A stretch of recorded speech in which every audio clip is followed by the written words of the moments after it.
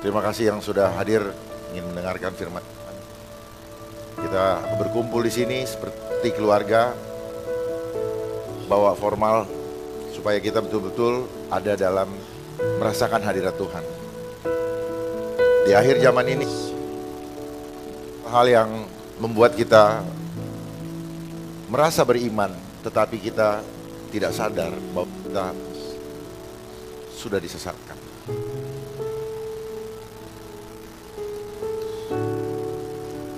Acara tadi siang di mana ada yang kenapa Bapak baru muncul? Saya bilang tanya Tuhan. Saya muncul bukan karena saya mau, karena disuruh Tuhan untuk kebenaran dengan tidak ada rasa takut. Berapapun resikonya sampai ke garis akhir. Karena Tuhan menginginkan kemurnian yang ada. Tidak diselubungi oleh ketakutan, kemunafikan, dan segala macam yang kita pikirkan sanksi yang akan diberikan oleh dunia ini. Karena firman Tuhan berkata, kalau aku dikucilkan, kamu juga dikucilkan. Kalau aku dianiaya, kamu juga dianiaya. Dan hal itu sekarang mulai kita rasakan. Dan banyak yang tertinggal hanya karena terjadi deception, penyesatan dan pemahaman, sehingga tanpa sadar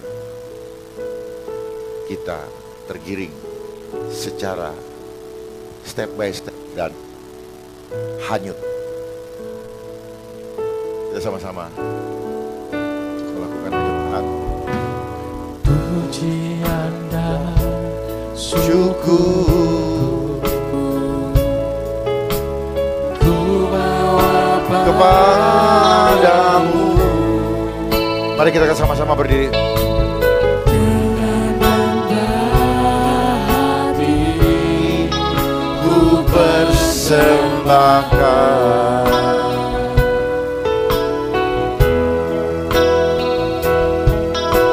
sadar bila ku hanya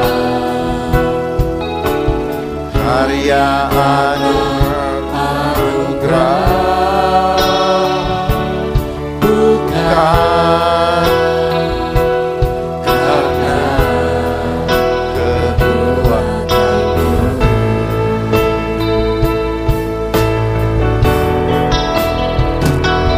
Ku tahu hidupku adalah penyembahan. Engkau ciptakanku dalam kemuliaan-Mu. ya ku Kau hidupku, Yesus, berjaga di mata-Mu. Segenap hidupku persembahkan.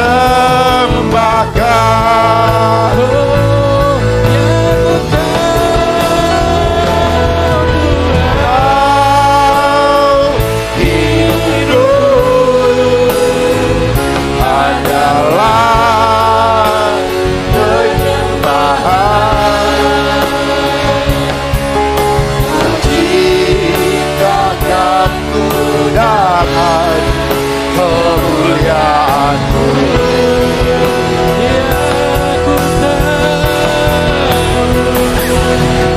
Kau hidupku berharga di mata-Mu. Segenap hidup sekali lagi mari bersama-sama dengan seru bersembahkan. katakan puja Tuhan. Ku tahu hidupku adalah penyembahan. Kau ciptakan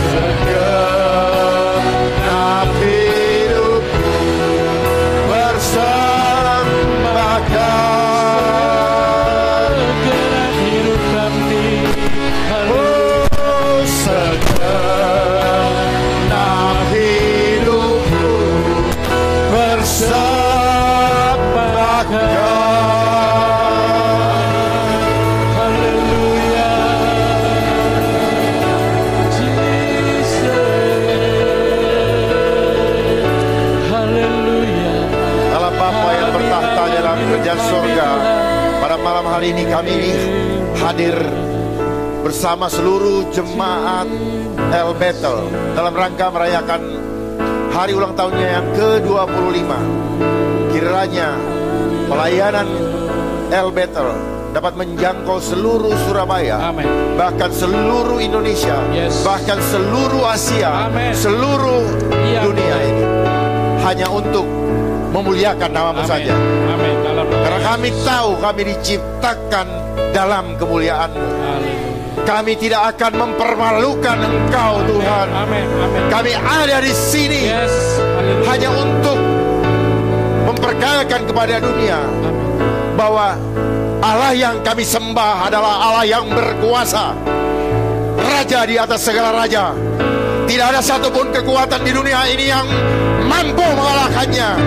Kami klaim janji-Mu, Tuhan. Kami adalah warrior. Kami akan serahkan hidup kami dari hari ini sampai selama-lamanya. Amin. Tapi untuk supaya dunia ini mengaku dengan lidahnya bahwa Engkau adalah Raja, dan mereka bertekuk lutut. Yesus,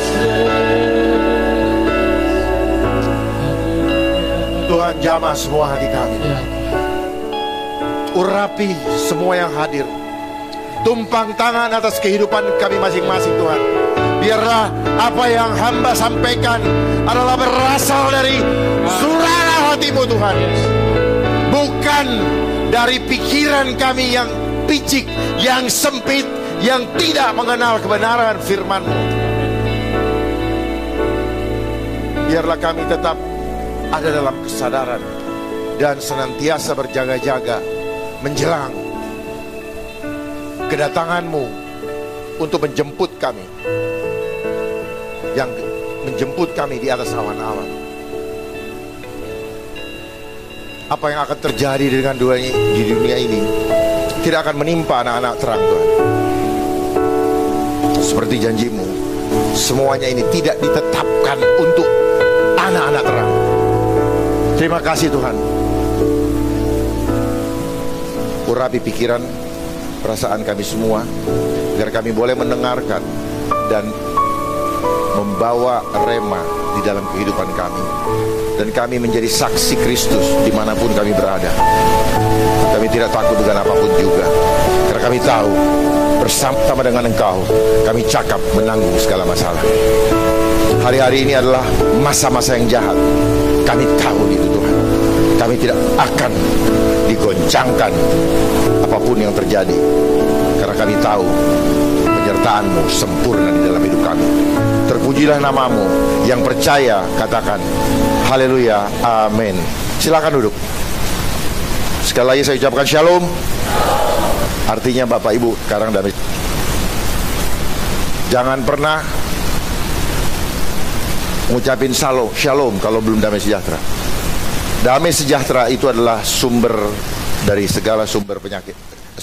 Sumber dari segala sumber yang menyembuhkan kita. Amin. Hati yang gembira adalah obat yang manjur. Kapan hati gembira? Ketika ada shalom. Shalom itu kalau di Chinese itu infinity, angka 8. Kebahagiaan yang tidak pernah terputus. Itu shalom. Jadi jangan pernah terputus, karena ketika terputus, maka di situ akan ada celah bagi iblis untuk mencuri damai sejahtera. Baik, firman yang akan saya bawakan, saya sampaikan malam ini, yang Tuhan taruh di dalam hati saya adalah sadarlah dan berjaga-jagalah. Mari kita buka di dalam 1 Petrus 5 ayat 8 sampai dengan 9. Kita baca bersama. Sadarlah dan berjagalah, lawanmu si iblis berjalan berkeliling sama seperti singa yang mengaum-ngaum dan mencari orang yang dapat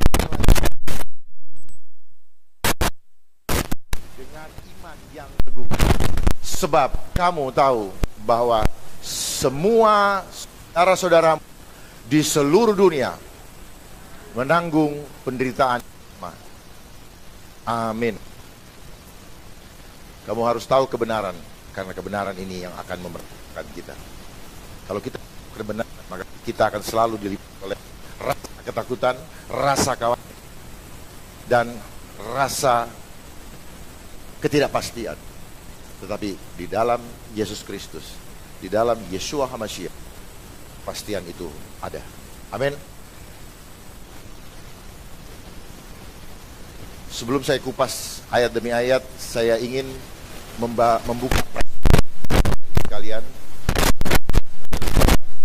tahu dulu apa yang dimaksudkan. Sadarlah dan berjaga-jaga.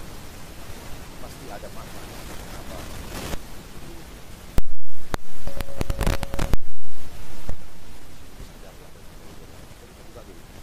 Sadarlah.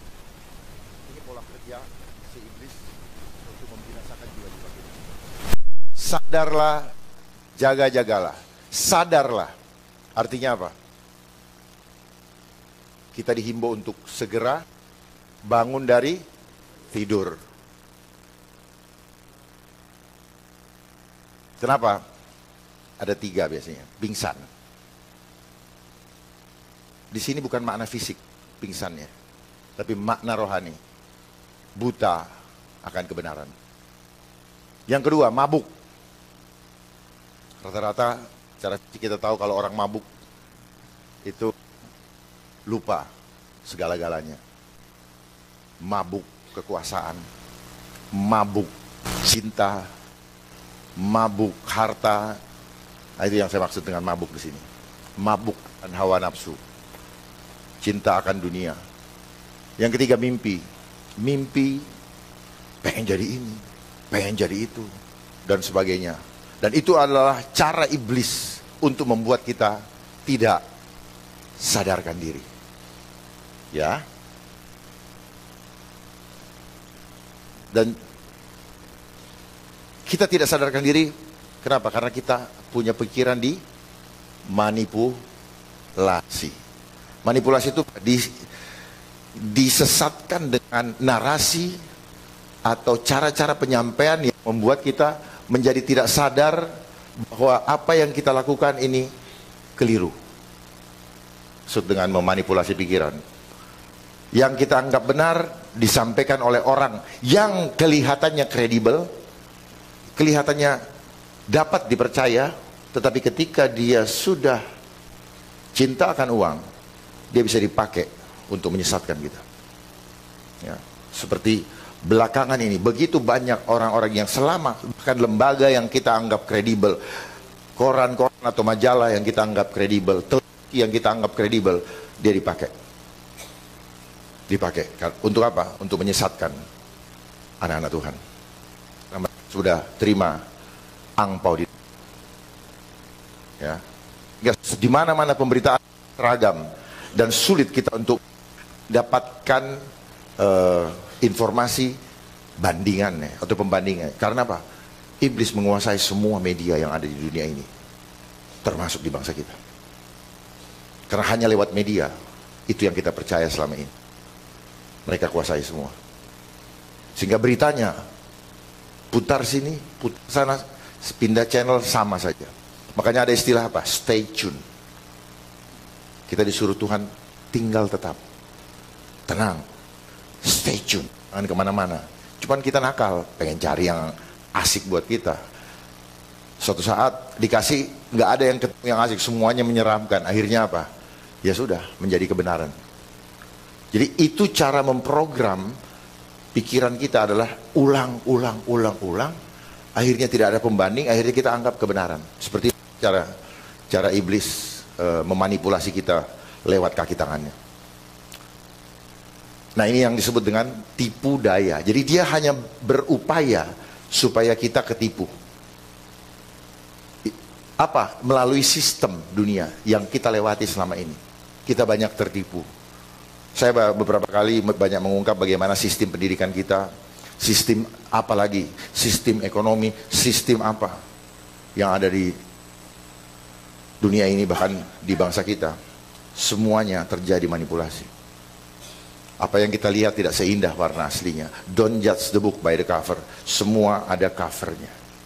Dan itu membuat kita, banyak orang yang kita pikir dia oke, ternyata hanya tampilan luarnya, hatinya busuk. Ya. Apa yang terjadi dengan tipu daya? Kita diberikan umpan kenikmatan dunia. Jadi sadarlah dari umpan, dari tipu daya iblis melalui sistem yang ada di dunia ini, dari umpan kenikmatan dunia. Itu aja kok. Dan umpan kenikmatan dunia bisa kita dapatkan lewat apa? Lewat angka. Tanpa angka kita nggak bisa dapat. Makanya kembali lagi, semuanya nanti akan terkait dengan bilangan. Dan bagi mereka yang cinta angka, cinta uang, cinta bilangan, itu pasti akan terima tanda bilangan. Ini relevansinya. Ini udah pasti. Ya, saya pastikan udah pasti. Ya, yang bilang tidak berarti Anda penipu atau Anda belum tahu. Sudah pasti. Kenapa kita harus waspada? Kita harus sadar supaya kita tidak disesatkan. Berikutnya, jaga-jagalah. Makna rohaninya, makna fisiknya adalah jangan kita tertidur. Tapi dalam makna rohani, jangan kita tertidur. Karena ada pencuri. Kita harus berjaga-jaga dari pencuri. Kenapa dia mencuri? Dia mencuri, membunuh, membinasakan. Itu adalah iblis. Yang berikutnya, berjaga-jaga dari perangkap atau jebakan. Yang saya suka sampaikan, jebakan Batman. Kelihatannya bagus, tahu-tahu ujungnya jurang. Dan seringkali kita terjebak dengan ilmu-ilmu pengetahuan yang kita terima.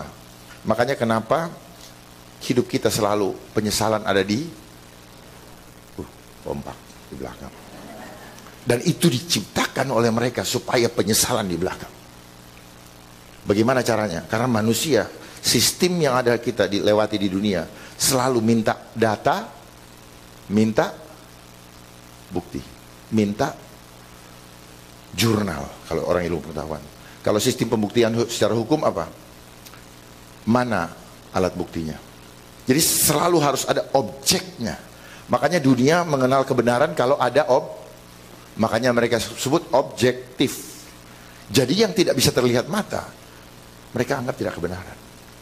Oh, kalau begitu Tuhan bukan kebenaran. Gitu. Nah, sengaja supaya apa? Supaya kita berantem dulu, mana datanya, mana buktinya. Misalnya saya bilang, tahun depan akan terjadi seperti ini. Apa yang dilakukan oleh mereka akan terjadi seperti ini. Mereka akan pakai orang-orang ahli untuk berdebat sama kita. Supaya apa? Supaya kita nggak bisa ngejar mereka. Kita nggak bisa menangkap dia punya perbuatan jahat. Minimal kalau kita udah tahu apa yang terjadi, kita harusnya hadang. Mau kemana lo? Ini enggak, kita ngikut terus. Jadi cara iblis, sistem iblisnya, ini yang akan terjadi. Pembuktian material, dia di sini. Begitu ada kejadian, korban, baru orang bilang, oh iya bener ya, kenapa gua nggak dengerin apa yang dia omongin. Begitu di situ baru orang percaya. Dia lari lagi ke sini, begini lagi, dia lari lagi ke sini. Seperti dilaporkan di polisi misalnya, kalau nggak ada kerugian material, maka orang laporan nggak diterima. Nah, itulah cara sistem dunia lewat konsep pembuktian empirik, metode empirik. Dia selalu membuat kita terlambat, selalu penyesalan di belakang. Paham ya? Jadi selalu begini, ada begini, oh gini. Kalau kita kembali kepada peristiwa Nuh, lalu kita bertanya, mana buktinya Nuh? Lalu apa yang terjadi? Kita yang akan menjadi bukti atau data. Data itu sejarah. Nah, orang-orang dunia selalu yang benar, mana buktinya? Mereka selalu minta bukti. Ya, mana hasil penelitiannya? Hasil penelitian selalu adalah catatan dari sejarah. Makanya kita selalu terlambat mengantisipasi apa yang akan terjadi di depan. Itulah cara iblis membuat kita terjebak di dalam kesesatan. Karena kita terlambat, karena instrumen dunia sudah ada semua yang coba menghadang kita untuk membuktikan kebenaran itu. Makanya saya selalu bilang, time will tell. Waktu akan menjawab. Termasuk kesetiaan kita kepada Tuhan tidak dilihat daripada ketika saya berdiri seperti ini, Bapak worship kepada Tuhan, tidak akan dilihat. Justru masa krisis, kalau kayak begini masih kelihatan setia. Tapi ketika masa krisis, disitulah goncang atau tidak. Kalau kita berdiri tidak di atas dasar batu yang kuat, goncang. Saya pastikan goncang. Gitu. Kalau enggak mungkin. Karena itu adalah dasar iman yang kokoh yang Tuhan Yesus sudah sampaikan, adalah bangun rumahmu di atas batu, bukan di atas pasir. Nah, perangkap sergapan. Kapan kita disergap? Ketika kita terlena. Kita sering terlena. Asik begini begitu. Kemarin itu, ada pandemi. Wah, goncang semua gitu. Kita tidak berjaga-jaga. Kita hidup dengan pikir besok akan begitu saja. Semua hitungan-hitungan kita, saya mau berlibur ke sini, saya mau pergi ke luar negeri, berantakan, goncang. Karena kita nggak berjaga-jaga. Ya. Mengandalkan harta. Terus nanti kemudian uang cash sudah nggak bisa lagi. Udah, kacau, goncang. Setelah goncang apa yang terjadi? Udah, jadi budak. Nurut. Ya. Karena mereka punya konsep, antikris punya konsep apa? You will get happy, but you have nothing. Kamu akan saya kasih bahagia, tapi kamu tidak punya apa-apa. Ya. Catat omongan saya, ini akan terjadi. Jangan kumpulkan aset di dunia, karena itu nanti akan diambil semua sama mereka. Sehingga kecele, dia bilang ini, kutipu kau. Percaya sama saya, kita akan tertipu ketika mengumpulkan harta dunia. Itu kita akan diambil lagi sama dia. Kayak orang main judi gitu, menang bandar, disapu semua. Hati-hati, ya. Berjaga-jagalah. Jangan sampai nanti akhirnya bunuh diri gara-gara nggak berada di luar hitungan matematika kita. Nah, apa gunanya kita berjaga-jaga?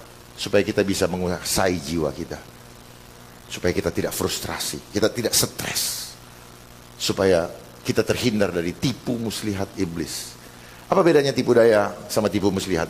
Kalau tipu daya itu adalah upaya dia, kita belum ketipu, si upaya iblis. Tapi tipu muslihat, kita adalah korban setelah terkena tipu daya. Ya, kadang-kadang kita bingung kan, ini tipis memang. Makanya kita harus berjaga-jaga supaya tidak kena tipu muslihat. Iblis sih melakukan tipu daya. Sekarang sistem tipu daya. Tapi apakah kita terkena tipu muslihat? Tidak.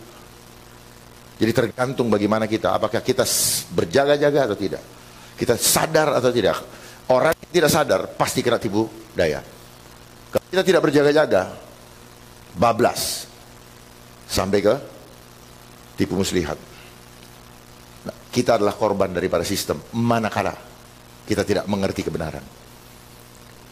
Kenapa kita harus berjaga-jaga? Supaya tidak kehilangan anugerah keselamatan. Kita sudah menerima anugerah keselamatan dengan cuma-cuma. Pegang tiketnya, tapi ini belum selesai. Kita harus bawa ke loket. Kita ambil dari loket, kita bawa ke depan bank, serahkan kepada pemegang pemungut karcisnya, baru kita masuk untuk makan bersama-sama dengan Tuhan Yesus di hadapan Allah Bapa. Kenapa kita harus berjaga-jaga? Supaya tidak binasa. Nah, tidak disesatkan dan tidak dibinasakan, itu hanya bisa kita peroleh kalau kita setia sampai garis akhir dengan iman yang teguh untuk mendapatkan mahkota kehidupan. Haleluya. Baik, kita satu-satu. Kenapa kita harus sadar? 2 Korintus 11 ayat 3. Tetapi aku takut kalau pikiran kamu disesatkan dari kesetiaan kamu yang sejati kepada Kristus, sama seperti Hawa diperdaya oleh ular Itu dengan kelicikannya. Rasul Paulus sampai memperingatkan, aku takut. Kenapa dia sampai takut? Kalau pikiran kamu, dia selalu bermain dengan pikiran. Iblis selalu mengintimidasi pikiran kita. Kamu disesatkan dari kesetiaan. Jadi kita merasa setia, tetapi kita setia dalam kesesatan. Seringkali kita merasa, saya tetap beriman. Tapi iman kita dilandaskan kepada pemahaman yang sesat. Tapi kita nggak tahu kalau itu sesat. Kita tetap mengklaim kita beriman. Waspada, sadar. Ya, sadar. Jangan sampai diperdaya. Sesatkan dari kesetiaan kamu yang sejati. Sejati. Artinya sejati apa? Betul-betul teguh, betul-betul murni. Dia tidak kena deception, tidak kena manipulasi. Kepada Kristus, sama seperti Hawa diperdaya oleh ular. Ini adalah contoh di Taman Eden. Bermain seperti di Taman Eden. Cuman itu. Bagaimana dia bermain? Ular ini adalah media, gambaran media. Karena ular tidak ada bentuk fisiknya, betul? Jadi dia perlu media. Medianya dia pakai ular. Bisa juga manusia. Bisa juga iklan-iklan seperti yang kita lihat selama ini di televisi, di jalan raya, dan sebagainya. Dia selalu memberikan image kepada kita. Supaya apa? Supaya kita mudah disesatkan. Iblis tidak bisa menguasai hati kita. Tetapi lewat pikiran yang kita lihat. Makanya selama belakangan ini banyak kita disesatkan oleh apa? Televisi, media. Kita pikir benar, padahal semua adalah permainan gambar. Iblis selalu begitu. Bukti permainan gambar apa? Dia kasih gambar buah. Dan buah ini sekarang kita bisa lihat di iPhone. Buah apel yang digigit. Itu adalah kode mereka. Ini adalah gambaran apa? Kenikmatan dunia. Jadi umpan, ini sebagai umpan kenikmatan dunia, ya, dengan media. Ular ini gambaran media. Jadi kita banyak selama ini disesatkan oleh media. Dan segala lembaga menggunakan media. Segala perusahaan pakai media. Untuk apa? Untuk mempromosikan produknya. Tujuannya apa? Untuk dia mendapatkan keuntungan. Tapi kita yang rugi. Dan media juga dipakai untuk menakut-nakuti kita. Dengan segala macam penyesatan-penyesatan pemahaman didasarkan hasil sains. Kenapa digambarkan Hawa di Taman Eden? Kelicikan ular. Itu kenapa? Karena kita korban ilmu pengetahuan. Kita adalah korban juga. Sama seperti Hawa, korban dari pohon pengetahuan. Jadi harus tahu ini ada hubungannya antara pohon pengetahuan dengan ilmu pengetahuan. Sama. Makanya sekarang ada agama Scientology. Jangan kita worship of science, kita worship of God. Worship of science akan membuat kita jatuh dalam dosa. Dan kita adalah produk-produk science. Sehingga kita bukan semakin baik, semakin banyak dosa. Lihat di televisi sekarang. Semua Tuhan bongkarkan. Tuhan izinkan. Sebenarnya yang bongkar iblis. Tuhan izinkan iblis bongkar untuk saling mempermalukan di antara manusia-manusia yang cinta akan uang. Ya. Dan akhirnya apa? Dia bunuh jiwa orang-orang itu. Dia bunuh perasaannya. Yang akhirnya apa? Mereka bisa bunuh diri. Frustrasi, dipermalukan. Oleh apa? Oleh iblis juga. Makanya dia bilang iblis adalah bapa segala pendusta. Dia mendustai kita. Ini enak. Kamu nanti dihargai oleh dunia karena kamu punya rekening di bank banyak. Dan akhirnya apa yang terjadi? Anak-anak dimanjakan oleh harta, menjadi arogan. Dan mulai dari situ terungkap semua. Dan itu adalah pekerjaan iblis juga. Ini semua hasil daripada sistem yang kita lewatin. Masih mau ikut sistem dunia. Sementara Tuhan menghidupkan kita dengan sistem surga. Nafas kita adalah sistem surga. Bukan dunia. Bukan juga dari pemerintah. Dari surga. Hati-hati dengan nafasmu. Jangan dianggap sepele. Anda Bapak Ibu masih ada, itu karena nafas dari Allah. Yang menghidupkan kita bukan makanan.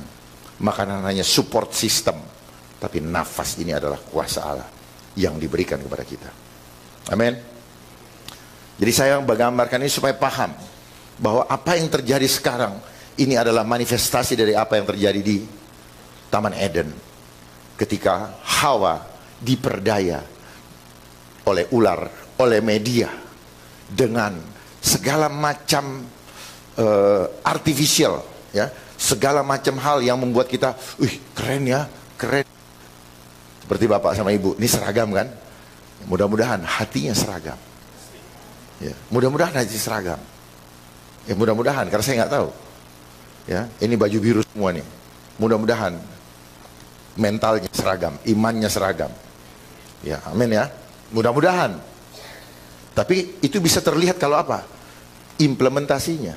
Kalau di ruangan ini seragam, begitu keluar, yang satu naik Mercy, yang satu naik ojek. Nah, curang kan? Jadi nggak seragam lagi. Jadi seragam yang maksud adalah seragam dalam roh. Kalau kita bicara firman Tuhan, jangan bawa ke makna fisik, bawa ke makna roh. Kalau bawa ke makna fisik, gawat. Seolah-olah keuntungan itu apa? Hitungannya kuantitatif. Karena manusia selalu bicara keuntungan itu dalam bilangan. Hati-hati. Bagaimana supaya kita tetap sadar? 2 Korintus 10 ayat 5. Kami mematahkan setiap siasat orang, dan merubuhkan setiap kubu yang dibangun oleh keangkuhan manusia untuk menentang pengenalan akan Allah. Apa yang terjadi selama 3 tahun ini? Kubu ini mereka, ya, dan kita sebagai anak-anak terang harus mematahkan siasat orang-orang itu, siasat mereka yang dan sistem untuk membuat kita tersesat. Kita patahkan kubunya. Jangan dipikir dia bisa bohongin kita. Kita patahkan kubunya. Kita bongkar semua permainan mereka. Demi kemuliaan Tuhan. Supaya kita semua dan orang-orang tidak disesatkan oleh permainan licik si ular. Mereka bekerja begitu angkuh. Wah, galak sekali. Wah. Untuk menentang pengenalan. Sehingga kita dilarang untuk beribadah. Untuk menentang pengenalan akan Allah. Sehingga KKR penyembuhan juga hilang. Padahal waktu itu, wah, luar biasa. Mental-mental gitu. Yang ada kita mental imannya. Paham ya maksudnya? Supaya paham, ya, supaya jangan kita hanya sekedar, oh saya Kristen, oh nggak cukup. KTP nggak cukup. Justru KTP ada di Kristen itu bahaya. Membuat kita terbelah. Kita jadi minoritas, mereka mayoritas, padahal itu nggak perlu. Inilah politik, ya, yang tanpa disadari. Membuat kita merasa minoritas, akhirnya gara-gara kita hitungan kuantitatif, jumlah kita kecil, mental kita kecil. Lemot namanya. Jangan punya iman kaleng-kaleng. Milikilah iman yang 24 karat. Amin. Siap punya iman 24 karat? Siap om? Siap om. Om punya emas yang 24 karat. Ya, kalau iman nanti kita lihat. Filipi 4, kami menawan segala pikiran lagi. Ini pikiran, dia main selalu di pikiran. Kenapa saya tekankan di sini pikiran? Saya cari ayatnya supaya nyambung pikiran dan menaklukkannya kepada Kristus. Jadi kalau kita terfokus kepada ular, media, berita-berita bukan dari Tuhan, maka kita akan ditaklukkan. Makanya firman Tuhan di sini diminta apa? Menaklukkan kepada Kristus. Taklukkan, tawan dan taklukkan pikiran kita. Tawan itu apa? Udah jangan kemana-mana. Stay tune. Supaya apa? Supaya kita tidak bisa disesatkan. Stay tune. Tetapi kita cari-cari online, ya kan? Baju bagus, ini. Nyari terus. Nggak dicari, nyari orang. Coba ya. Siapa yang pegang gadget ini? Kita nggak dicari, kok nggak dicari weh? Cari lagi. Lucu gitu. Terus kalau mereka kita online, marah. Mentang-mentang gue sekarang udah gak siapa-siapa, lu gak jawab. Padahal kita juga lagi pusing. Iblis membuat itu. Tadi siang saya lupa kasih contoh bahwa ketika Bapak pegang handphone itu badan Bapak rusak. Saya mau kasih contoh tapi gak sempat tadi. Ya. Kita harus seminar 3 hari khusus untuk handphone. Biar saya bongkar satu-satu. Jadi kembali lagi ya, ini pikiran. Pikiran penting sekali untuk kita jaga. Karena lewat pikiran memberikan gambar-gambar kenikmatan dunia, sehingga kita memilih atau menyerahkan hati kita untuk dikuasai. Iblis gak bisa kuasai hati ternyata. Saya tadinya pikir iblis bisa menguasai hati kita, tetapi ternyata tidak bisa. Kita yang menyerahkan berdasarkan keinginan kita. Itu. Jadi jangan nyalakan iblis. Pilihan ada di tangan kita. Gitu. Iblis itu takut sama Tuhan. Cuman Tuhan berikan dia otoritas untuk menguji iman kita, untuk memurnikan iman kita. Jadi kayak counterpart gitu. Filipi 4 ayat 8. Jadi akhirnya saudara-saudara, semua yang benar, semua yang mulia, ini pikir ya, bicara pikir ya. Semua yang adil, semua yang suci, semua yang manis, semua yang sedap didengar, semua yang disebut kebajikan dan patut dipuji. Pikirkanlah semuanya itu. Mari mulai sekarang kita praktekkan ini. Praktekkan ini. Sehingga tidak ada kepahitan lagi dalam diri kita. Ini adalah bagian daripada buah-buah roh. Praktekkan ini supaya buah-buah roh kita lengkap. Pikirkan yang mulia. Pikirkan yang benar. Yang adil, yang suci, yang manis, yang sedap didengar. Yang disebut kebajikan, patut dipuji. Pikirkanlah semuanya itu. Nah, kita pikirkan. Karena apa yang kita pikirkan itu yang akan kita kerjakan. Apa yang kita pikirkan itu mulai kita rasakan nyaman dan mulai kita kerjakan. Mulai praktekkan. Jadi iman itu harus dipraktekkan. Gak bisa dibilang kalian beriman sama Tuhan, gak bisa. Praktekkan. Bagaimana kalau dipukul begini kita ngelawan gak? Sakit ini ya. Karena dengan kita dipukul, maka kita tahu bahwa itu sakit, sehingga kita tidak mau menyakiti. Mulai pikirkan. Sebenarnya pikirkan ini apa? Bicara imajinasi. Makanya iblis selalu memberikan imajinasi. We are image of God. So kita harus imajinasikan Tuhan. Dan kita harus menjadi medianya Tuhan. Kita yang menjadi medianya Tuhan. Sehingga orang lihat memang ada Kristus dalam diri dia. Amin.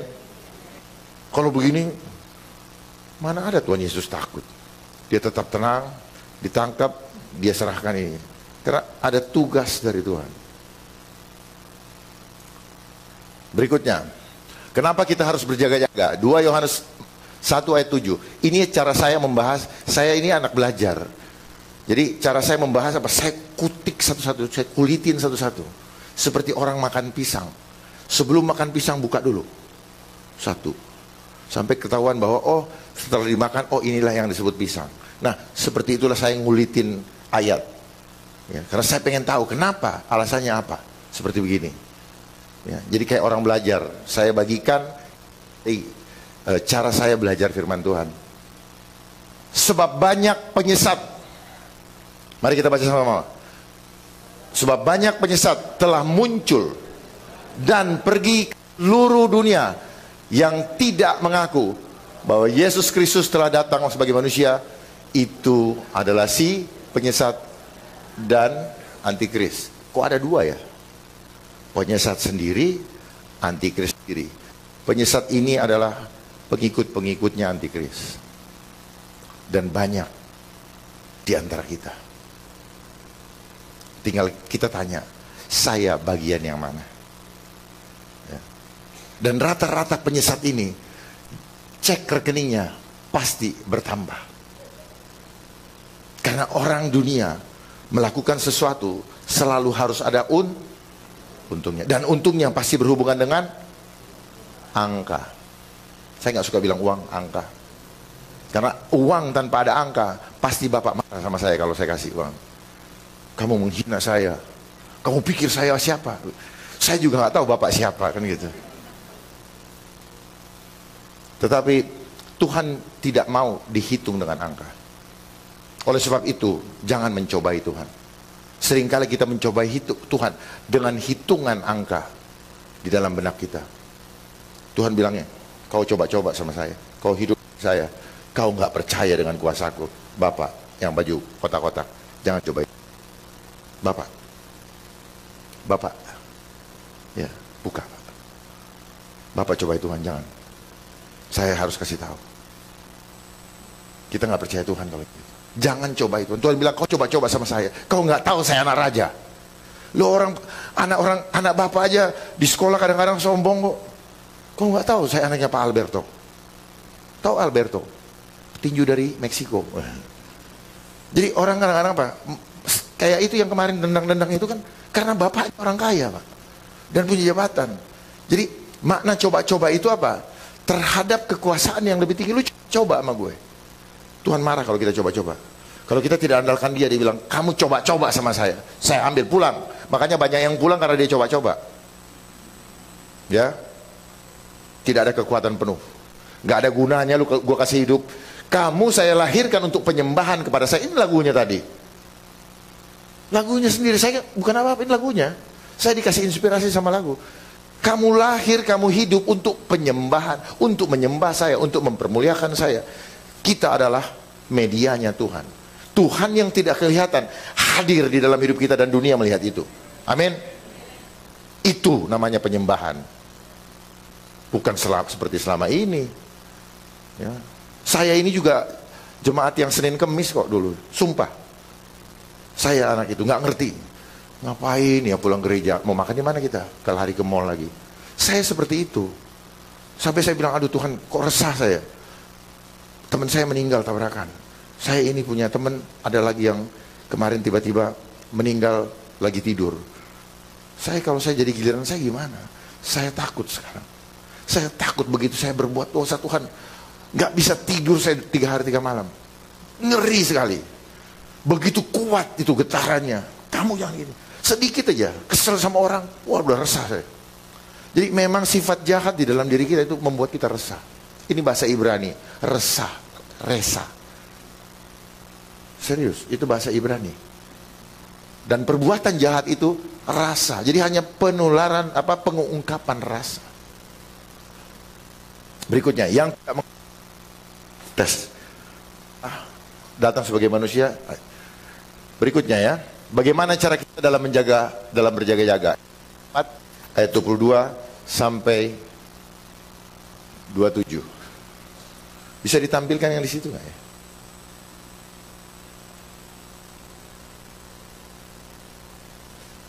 Bisa ditampilkan yang di layar sini nggak ya? Biar saya nggak bolak-balik. Baik, kita baca sama saya, bacakan ya. Efesus 4 ayat 22 sampai 27. Yaitu bahwa kamu berhubungan dengan kehidupan kamu yang dahulu harus menanggalkan manusia lama. Jadi ini kuncinya kita berjaga-jaga. Kalau kita tidak menanggalkan manusia lama, pasti kita akan ketarik terbawa arus. Makanya saat ini ada arus besar, arus globalisasi. Arusnya begitu besar. Arus globalisasi adalah arus kejahatan dunia yang gak bisa kita hindari manakala kita tidak berdiri membangun rumah di atas batu karang. Pasti ketarik. Lihat sekarang di Brazil, begitu ada upacara ritual seperti itu, langsung semua ya. At any time.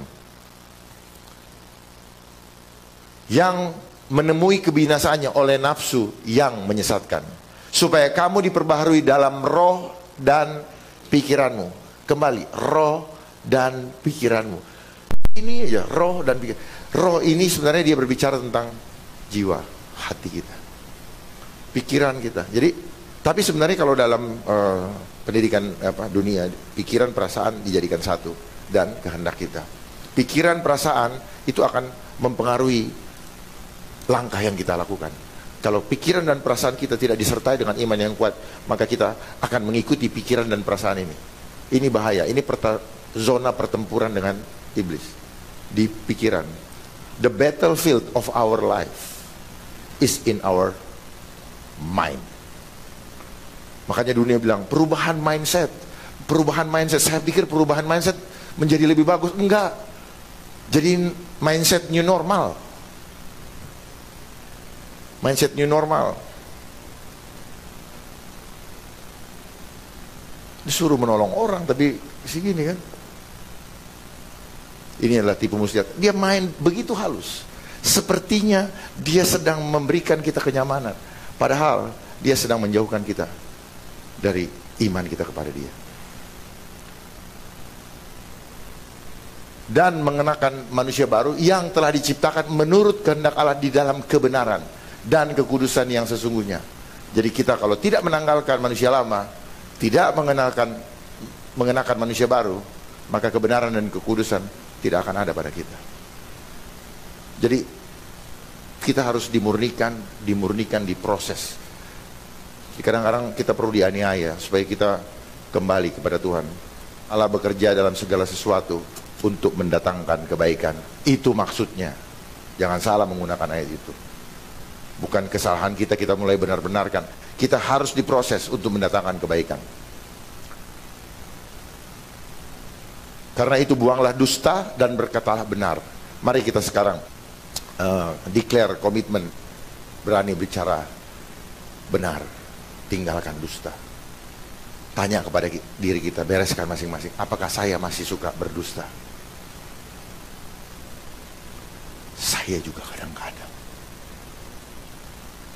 Mari mulai kita bersihkan dusta-dusta yang ada dalam diri kita. Kita sama-sama tidak sempurna, tapi lewat firman ini mari kita bersihkan dusta supaya kita bisa berjaga-jaga. Karena kalau enggak, kita mentolerir hal kecil sehingga kita tidak sadar bahwa kita sudah terjebak oleh tipu daya iblis. Mari kita mulai bersihkan. Kalau saya cinta harta, saya bilang bersihkan Tuhan, bersihkan. Saya tidak mau lagi terikat dengan rasa. Hati-hati dengan rasa, karena rasa ini menjadi hal yang paling berbahaya di dalam hidup kita. Rasa ego, rasa rakus, rasa. Semuanya rasa. Apa yang terlepas di bumi, dia akan terlepas di surga. Apa yang terikat di bumi. Nah, rasa ini mengikat kita, membuat kita takut meninggalkan bumi ini, dunia ini. Seorang kepada yang lain karena kita adalah sesama anggota. Apabila kamu menjadi marah, janganlah kamu berbuat dosa. Janganlah matahari terbenam sebelum padam amarahmu. Dan janganlah beri kesempatan kepada iblis. Cuma itu, kesempatan. Makanya kita harus berjaga-jaga supaya apa? Jangan sampai kita lengah, dia ambil peluang itu. Karena iblis itu dia selalu berjalan berkeliling sejak dulu untuk mencari orang yang memberi kesempatan. Dan seringkali kita memberi kesempatan. Pergi ke mana? Saya dulu pergi ke karaoke. Itu kan memberikan kesempatan. Kita pergi ke sini, kita yang memberikan kesempatan sebenarnya, membuka celah. Ya. Itu yang bahaya. Di sana kita gak enak sama teman. Mulai, ayolah, sekali-sekali lah. Sekali-sekali tiap hari sekali-sekali. Dan bablas.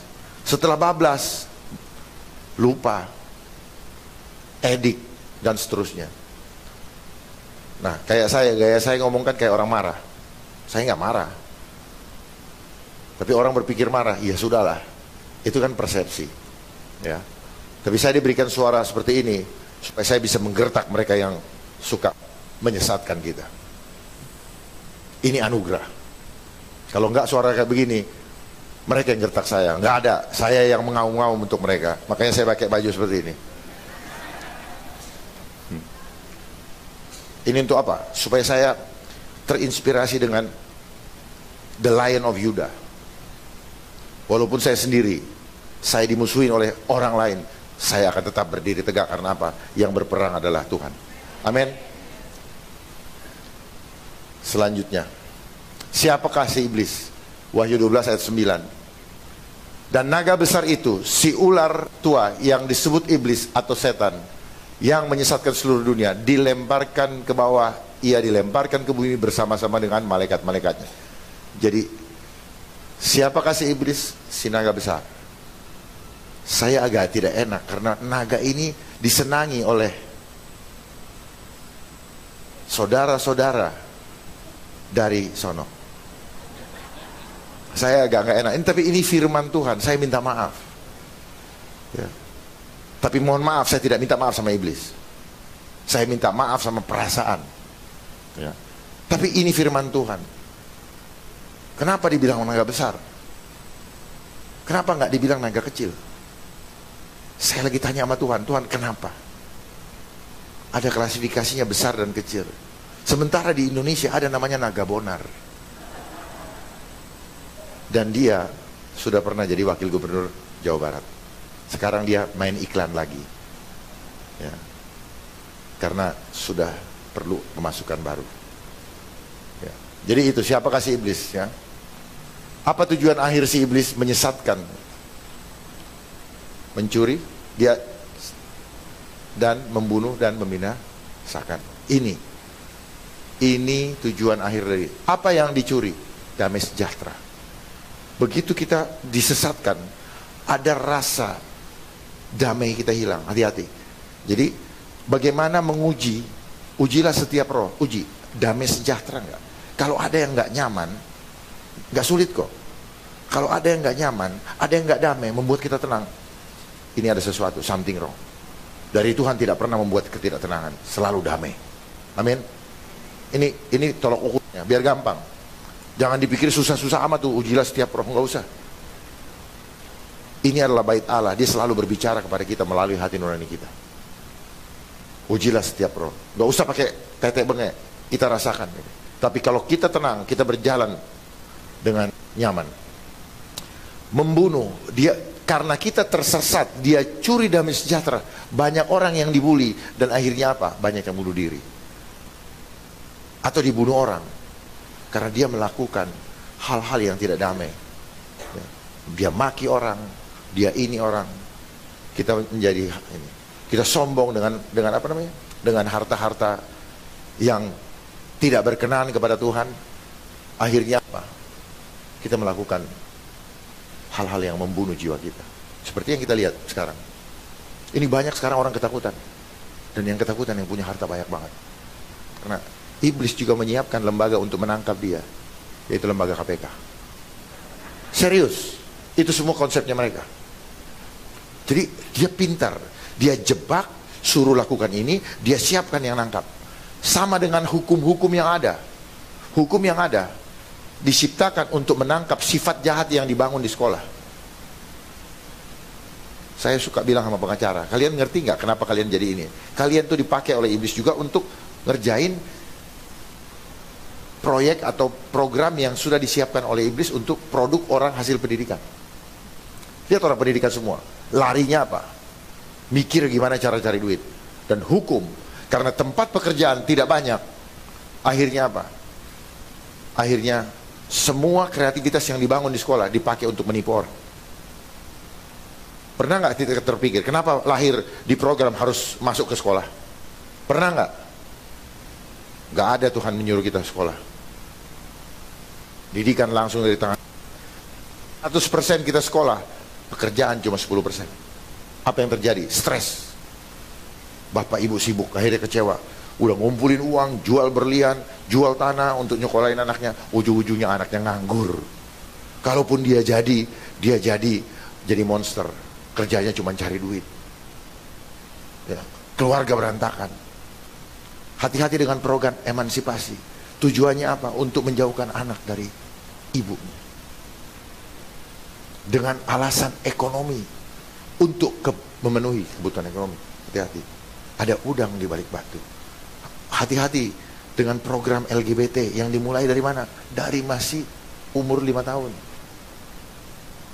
Di mana guru TK-nya semua perempuan. Begitu rupa iblis menyesatkan kita. Itu tipu daya. Kenapa? Enggak terasa. Kita terasanya benar. Tetapi ada udang di balik batu. Dan itu akan, virusnya akan menular. Nggak sadar kan? Laki-laki main kebonekaan, masak-masakan. Spiritnya dia melihat, yang wanita lihat, ini ibu ini tough. Akhirnya banyak yang wanita, jadi badannya wanita tapi isinya laki-laki. Karena dia pulang ke rumah, yang dia ketemu ibunya lagi perempuan. Bapaknya masih cari uang di luar. Dia nggak ketemu dengan sosok yang membangun karakter dia. Akhirnya dia melihat ibunya sebagai sosok yang itu. Apalagi kalau dia lihat bapaknya pulang, dia lihat bapaknya tidak setia sama ibunya, makin jadi. Seperti itu. Itu adalah spirit, ya. Harus paham itu. Ya, sistem ini selalu ada udang di balik batunya. Membinasakan. Apa yang dibinasa? Jiwanya binasa, masuk ke dalam neraka. Kenapa si iblis berjalan berkeliling sama seperti singa yang mengaum-ngaum? Ayub 2 ayat 22. Maka bertanyalah Tuhan kepada iblis, dari mana engkau? Lalu jawab iblis kepada Tuhan, dari perjalanan mengelilingi dan menjelajah bumi. Jadi dari dulu dia berkeliling, menjelajah bumi. Tujuannya apa? Supaya pada akhir zaman, di mana dia bisa mengumpulkan menuai sebanyak-banyaknya iman kepada dia. Siapa yang beriman kepada iblis? Siapa yang menjadi hamba iblis? Tadi siang saya ketemu dengan ibu-ibu. Dia tidak mau mengaku sebagai hamba Tuhan. Saya masih lihat ibunya ada di sebelah kiri, pakai kacamata, ibunya cantik. Dia takut mengakui sebagai hamba Tuhan. Tidak, Bu. Mulai hari ini ibu adalah hamba Tuhan. Harus confess, Bu. Tuhan butuh diakui. Dia nanti bilang, aku tidak mengenal engkau. Kau tidak mengakui aku di depan manusia. Barang siapa mengakui aku di depan manusia, aku mengakui dia di depan Bapakku. Amin. Jangan malu. Jangan ragu mengakui bahwa kita adalah anak-anak Kristus. Kita adalah hambanya. Akui. Kalau orang tidak suka, kita terima resikonya, nggak ada masalah. Firman Tuhan berkata, aku dianiaya badan, kamu juga dianiaya badan. Mulai sekarang beranikan diri, proklamirkan, reklamekan mengenai kemuliaan Tuhan Yesus. Amin. Harus kita menjadi saksi. Kalau enggak, nilai apa yang bisa kita jual, kita sajikan? Kamu mau dapat nilai apa kalau saksi aja nggak mau? Mau selamat nggak mau ngakuin aku, kata Tuhan. Paham ya? Harus berani. Saya memberanikan diri. Karena enggak, terus kapan orang tahu Yesus? Yesus seperti apa? Oh, enggak ada contohnya lagi. Mari kita beranikan diri. Jangan kita takut. Iblis itu cuma padahal apa? Dia ada di kerangkeng di belakang sini. Cuman karena kita punya mata rohani tidak bisa paham itu, maka kita ketakutan. Ayub 2 ayat 4. Lalu jawab iblis kepada Tuhan, kulit ganti kulit, orang akan memberikan segala yang dipunyai ganti nyawa. Ini manusia dunia kalau sudah urusan ketakutan, ya urusan makan, akhirnya dia ikutin apa saja. Kalau urusan nyawa, ini urusan makan perut nih. Kulit ganti kulit, orang akan memberikan segala yang dipunyai untuk ganti nyawanya. Pokoknya dia ikut aja demi, pokoknya dia mendapatkan kenyamanan dunia. Ini, ya, hati-hati. Kejadian 3 ayat 1. Adapun ular ialah yang paling cerdik dari segala binatang. Makanya kenapa kita selalu diberikan 1001 alasan untuk membenarkan ketidakbenaran kita. Habiskan, tapikan, dan bagi. Habis gimana dan sebagainya. Itu hati-hati. Kita selalu hidup dengan tapikan dan sebagainya. Untuk membenarkan hal yang kita sebenarnya sudah tahu. Karena kita tahu nih nggak damai nih, sebenarnya gue salah. Cuma namanya ignorant, ya udah. Denial, nggak mau disalahkan. Itulah kita sudah dididik lewat ilmu pendidikan di sekolah. Selalu berusaha pengen kasih lihat kita benar padahal kita banyak salah. Nilainya 8 padahal hasilnya nyontek. Mau nggak kita dibilang lu 8 nyontek? Nggak mau juga. Tapi nyontek hasilnya. Prosesnya kita tahu bahwa nggak benar. Tapi kita nggak pernah bilang kalau kita nyontek. Saya pernah nyontek, pernah. Bagaimana nyontek? Ya kadang-kadang nggak percaya dengan jawaban saya. Jawab apa? Jawab ini. Ah, masa sih? Lu mau nyontek nanya nggak percaya. Jadi banyak cara kita seperti itu. Ya kita mulai bersihkan, kita akuin itu. Mumpung masih bernafas nih. Kalau udah nggak bernapas selesai, ya, waktunya sudah dekat. Kalau firman Tuhan mengatakan bahwa tidak ada seorang pun yang tahu waktu dan kedatangannya, itu untuk kedatangan dia yang kedua kali. Tapi untuk dia, kedatangan dia menjemput kita, hanya tidak tahu waktu dan jamnya. Sudah tanda-tandanya sudah ada. Tahun 1948 Israel merdeka. Itu adalah apa? Pohon ara sudah mulai bertunas. Ya, jangan main-main. Jangan pikir, wah, tahun 2045. Nunggu 2045 sekarang aja lewat susah. Nah, di darat yang menjadi Tuhan, ular itu berkata kepada perempuan itu, tentulah Allah berfirman, semua pohon dalam taman ini jangan kamu makan. Nah, singa ini apa? Suka menjadi malaikat terang. Dia selalu menggunakan ayat juga, tapi ayatnya dipelintar-pelintir, hati-hati. Jadi banyak penyesat-penyesat yang menggunakan juga ayat. Makanya jangan bersandar kepada ayat atau firman yang dicetak di kertas oleh manusia. Tanya Tuhan, Tuhan ini maknanya sudah benar belum? Karena mereka sudah memanipulasi. Tujuannya untuk apa? Untuk menyesatkan dunia ini. Dan ada Bible International, itu di bawah UN juga. Sama seperti tadi, lembaga-lembaga tadi. Dan semua diseragamkan untuk apa? Untuk memuluskan pemerintahan antikris atau New World Order. Sehingga kita ini seperti yang saya bilang tadi, Roma 13 ayat 1 yang kata pendapat. Enggak, di dalam King James dibilang let every soul subject unto the higher power. Jadi betul-betul soul, dia bicara soul, jiwa kita harus terhubung ke tunduknya kepada yang Maha Kuasa, bukan kepada dunia ini. Hati-hati. Makanya kenapa mereka tuh yang menjabat selalu harus disumpah demi Allah. Tujuannya apa? Dia tidak boleh melakukan perintah di luar firman Tuhan. Itu. Jadi bukan berarti itu terus kemudian itu, enggak. Kita hormatin dia, tapi sepanjang sesuai dengan firman Tuhan. Itu. Jangan disesatkan. Bagaimana cara atau siasat iblis di dalam menyesatkan? 2 Korintus 11 ayat 13 sampai 15. Sebab orang-orang itu adalah rasul palsu, pekerja curang yang menyamar sebagai rasul Kristus. Banyak nggak sekarang? Banyak. Ya. Hal itu tidak usah mengherankan sebab iblis menyamar sebagai malaikat terang. Iblis pun menyamar sebagai malaikat terang. Jadi kalau kita yang di dunia ini bisa juga, pasti ngikutin. Kita ini kan orang yang nyontoh. Contoh menyamar kan dari dia. Saya juga dulu belajar menyamar. Muka dicoret-coret, pakai ini. Atau menyamar pakai apa? Wig. Menyamar, kan contoh. Saya selalu mencontoh. Kita manusia yang nyontoh semua. Jadi bukanlah suatu hal yang ganjil jika pelayan-pelayannya menyamar sebagai pelayan-pelayan kebenaran. Jadi jangan sampai kita disesatkan oleh pelayan-pelayan yang mengatasnamakan dia, tetapi dia menyesatkan kita. Ada firman-Nya. Kesudahan mereka akan setimpal dengan perbuatan mereka. Saya mengatakan, siap-siap Anda bertanggung jawab apabila Anda menyesatkan tubuh Kristus. Karena tubuh Kristus, barang siapa menghancurkan baitku, aku akan hancurkan dia.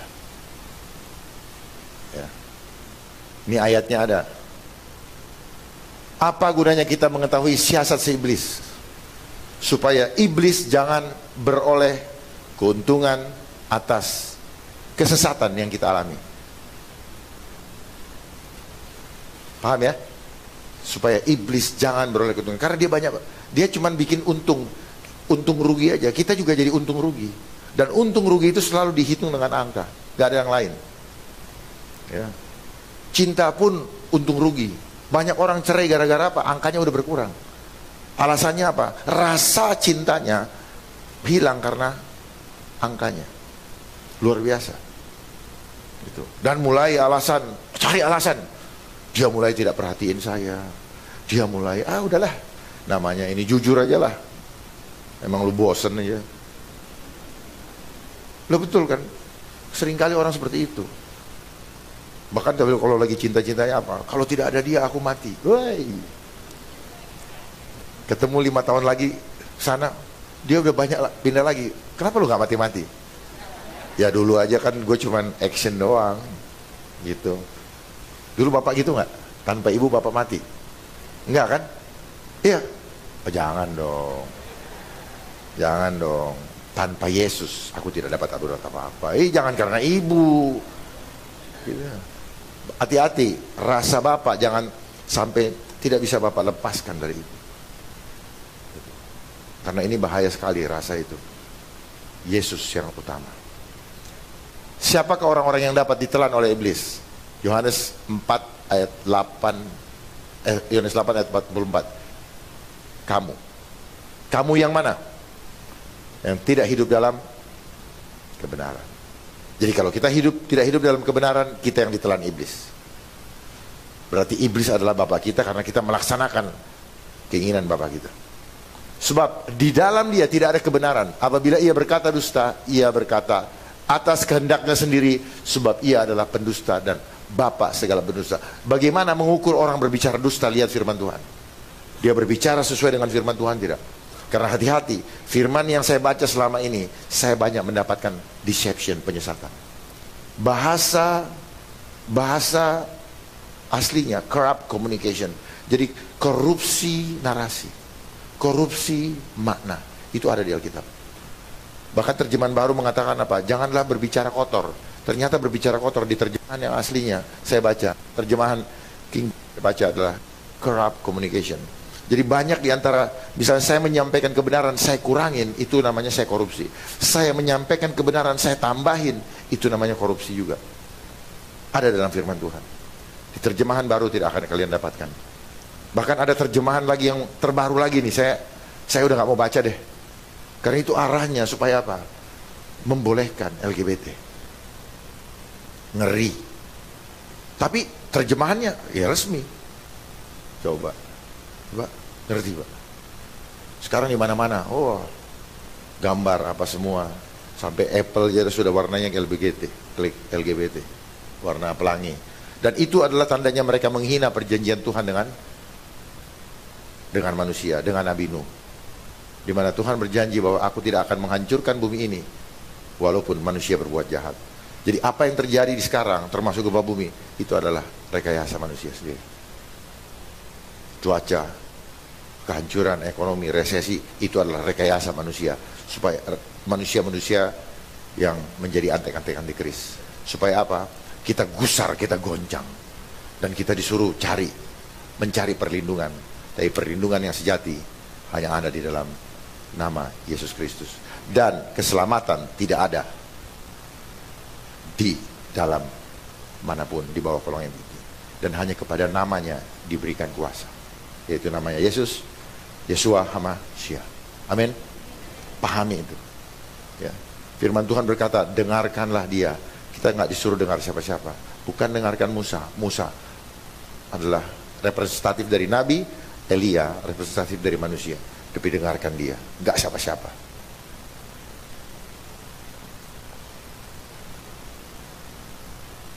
Nah ini penting nih. Kenapa kita diperintahkan melawan dan bukan menyerah kepada iblis? 2 Timotius 1 ayat 7. Sebab, mari kita baca sama-sama. Sebab Allah memberikan kepada aku bukan roh ketakutan, melainkan roh yang membangkitkan kekuatan, kasih dan ketertiban. Amin. Membangkitkan kekuatan. Kekuatan apa? Iman. Kasih sempurna. Kalau ada ketakutan, maka kasih kita tidak sempurna. Kasih Bapa tidak ada pada kita. Dan ketertiban. Ketertiban itu apa? Tidak melenceng ke kiri dan ke kanan. Dia bulat cintanya. Sepenuh hati. Nah, kita ini kadang-kadang cinta separuh-separuh. Cintaku terbelah dua. Dan Tuhan tidak menginginkan orang yang punya berhati mendua hati. Allah tidak memikirkan. Jadi ketakutan itu apa? Roh kan? Ya, dan iblis yang megang kendali roh ketakutan ini. Karena dia bukan roh keberanian. Orang yang pegang roh keberanian, dia akan berani menyatakan kebenaran. Tapi orang yang dikuasai roh ketakutan, dia selalu ketakutan. Dia akan selalu tidak punya percaya diri. Dia akan selalu tidak berani untuk menyatakan bahwa aku adalah pengikut Kristus. Seperti apa? Seperti yang terjadi ketika masa krisis di mana Petrus menyangkal Tuhan Yesus tiga kali. Padahal dia tiap hari bersama-sama. Jadi Petrus aja yang tiap hari bersama-sama bisa menyangkal, apalagi kita. Yudas tiap hari bersama Yesus. Di ujungnya gara-gara hepeng dia tambias. Dia mengkhianati, terima recehan. Dan banyak di antara kita demi recehan kita mengorbankan iman kita. Demi gaji 5 juta kita korbankan iman kita. Demi gaji 10 juta 100 miliar kita korbankan iman kita. Demi naik pesawat kita korbankan iman kita. Demi masuk mall kita korbankan iman kita. Hanya demi untuk mendapat mahkota kemuliaan Tuhan. Kita harus bayar dengan harga yang mahal, karena dia sudah membeli kita dengan lunas. Amin ibu. Ibu ini lucu ya, ibu ini saya perhatikan damai sejahtera. Amin. Tuhan sayang ibu, makanya saya tiba-tiba lihat muka ibu. Wahyu 21 ayat 8. Nah, kenapa kita harus melawan bukan menyerah? Karena orang penakut yang sudah dibaca tadi pagi, Wahyu 21 ayat 8. Mari kita baca sama-sama. Tetapi orang-orang penakut, orang-orang yang tidak percaya, orang-orang keji, orang-orang pembunuh, orang-orang sundal, tukang-tukang sihir, penyembah-penyembah berhala, dan semua pendusta, mereka akan mendapatkan bagian di dalam lautan yang menyala-nyala oleh api dan belerang.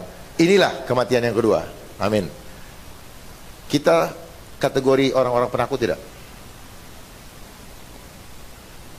Jujur, gak usah dijawab, nanti tandain aja ya. Penakut ditaruh nomor 1, yang masuk neraka. Firman Tuhan, bukan saya. Kalau saya bisa kalian tentang firman Tuhan. Makanya kalau pakai ayat aman. Kalau mau dimarahin orang gak apa-apa, dia berhadapan dengan firmannya. Cilaka, hati-hati main-main dengan orang yang diurapi Tuhan. Orang-orang yang tidak percaya kepada Tuhan, percaya sama apa kemarin tuh? Percaya sama virus gadungan. Tuhan marah, ya. Orang-orang keji, orang-orang yang kemarin marah-marah atau menista kita, tidak boleh ibadah. Catat itu, ya. Akan mendapat bagian di tempat paling dasar, diikat lehernya pakai kilangan, batu kilangan. Serius, lihat nanti. Kenapa? Kenapa saya ngomong? Karena kita yang akan memerintah nanti bersama-sama dengan Yesus. Amin. Kita akan turun setelah menerima bema, tahta bema, peradilan bema. Kita akan turun bersama-sama dengan Kristus, bersama orang-orang benar untuk memerintah. Amin. Wow, luar biasa. Terus orang-orang yang pembunuh, kita bisa lihat saat ini. Orang-orang sundal, tukang-tukang sihir. Tukang-tukang sihir ini apa? Termasuk kategorinya apa? Parmakea. Parmakea apa? Tahu parmakea kan? Parmakea adalah bahasa Yunani, bahasa Inggrisnya pharmacy.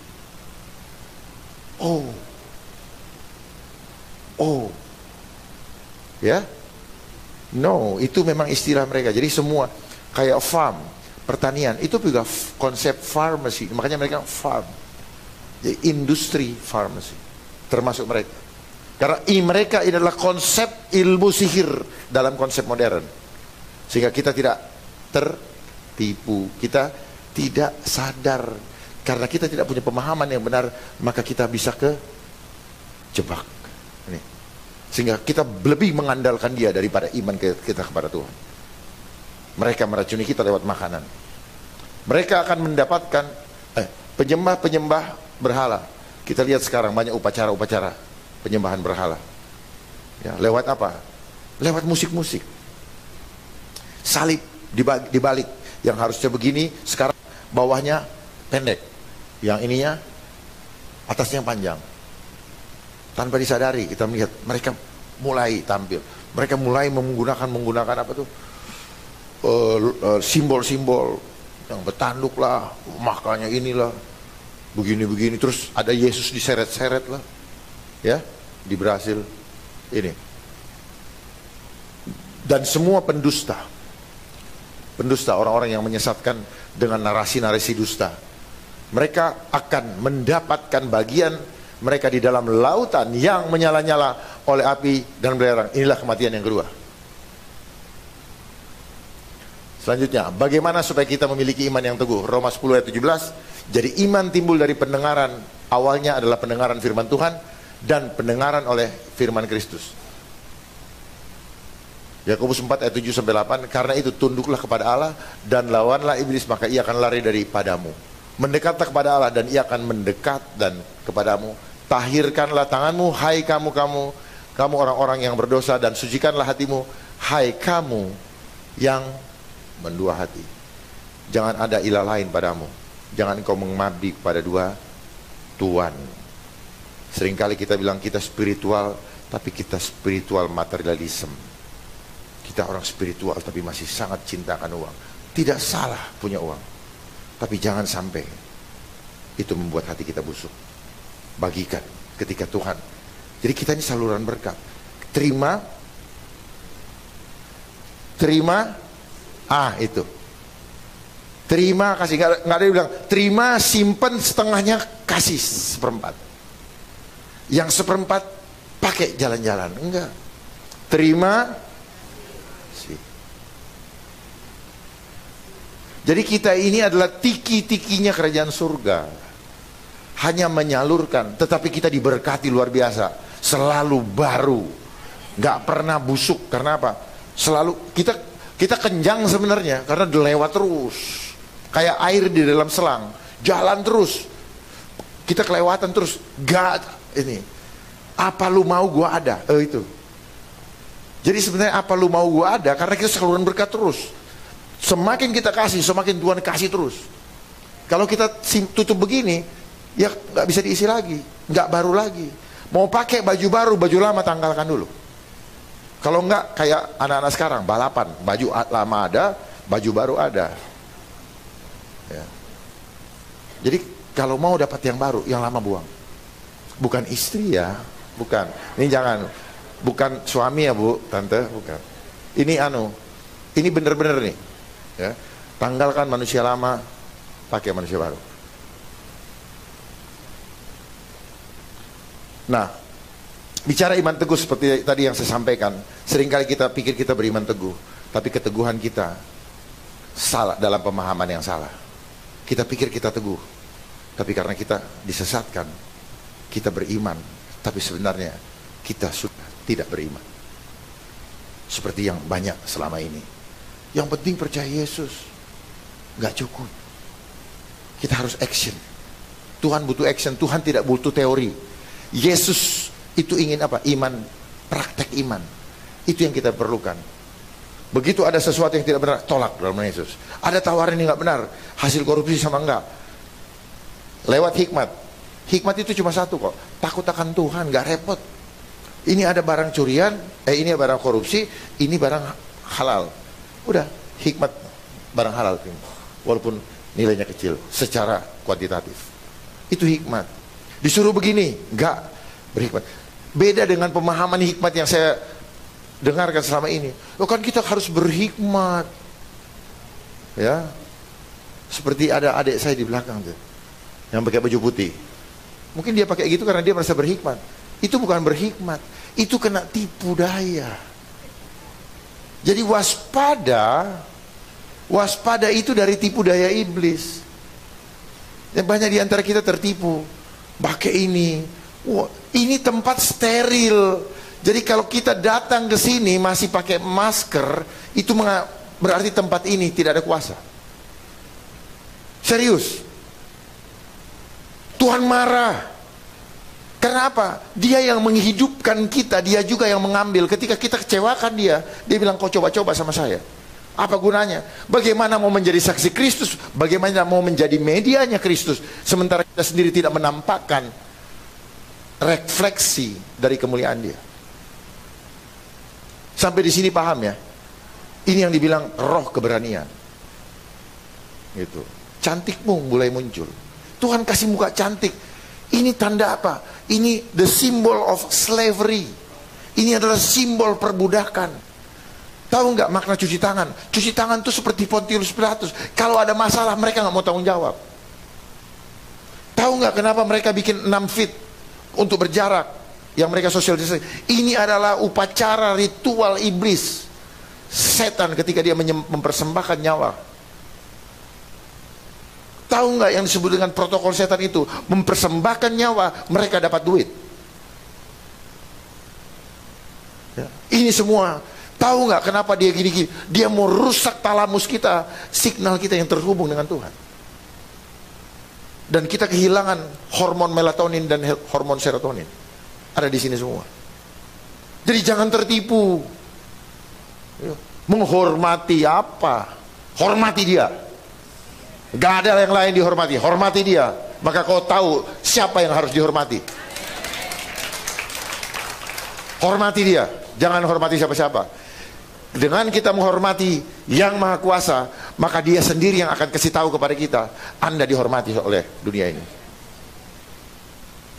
Jangan takut. Kita punya kuasa. Karena kuasa kita ada nafas Allah. Ini yang membuat kita berkuasa. Anda bisa mencipta, jadi, maka jadilah. Mulai praktekkan. 5 roti dan 2 ikan, bukan mitos, bukan hanya sekedar sejarah, tapi saat ini juga kita bisa praktekkan. Amin. Miliki iman seperti itu, untuk melepaskan diri kita dari ketergantungan akan angka, yang selama ini sudah membius kita, membuat kita tidak bisa berbuat apa kalau tidak ada angka. Makanya jangan kita mendua hati. Tegak lurus sama dia. Bukan tegak lurus sama dunia ini. Dunia ini minta kita menjilat dia. Tuhan ingin kita menyembah dia. Kita pilih Tuhan. Waktunya sudah sangat singkat. Jangan main-main. Jangan main-main. Jangan main-main. Semuanya sudah sangat singkat. Tahun 2023, tahun 2025, mission mereka accomplish. Sistem kontrol seluruhnya digitalisasi. Ini akan selesai pada tahun 2025. Dan semua kota-kota akan dibuat smart city.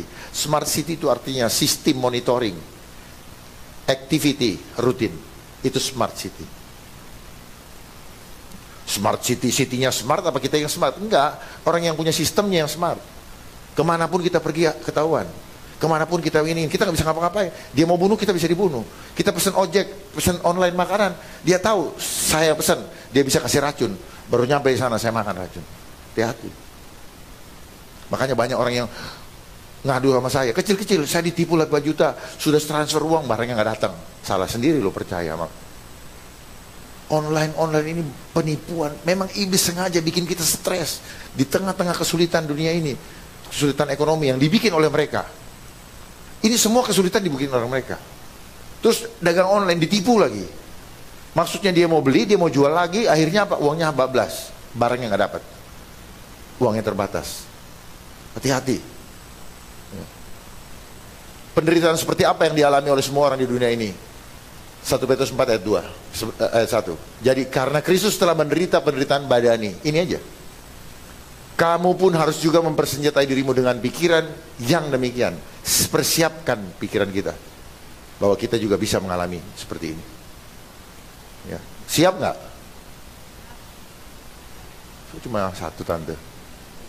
Karena barang siapa telah menderita penderitaan badani, ia telah berhenti berbuat dosa. Persiapkan diri kita. Janganlah takut kepada mereka yang dapat membunuh tubuh, tetapi takutlah kepada dia yang dapat membunuh tubuh dan jiwamu, yaitu Yesus Kristus. Jadi jangan takut kepada mereka yang hanya membunuh tubuh kita, cuma nakut-nakutin doang.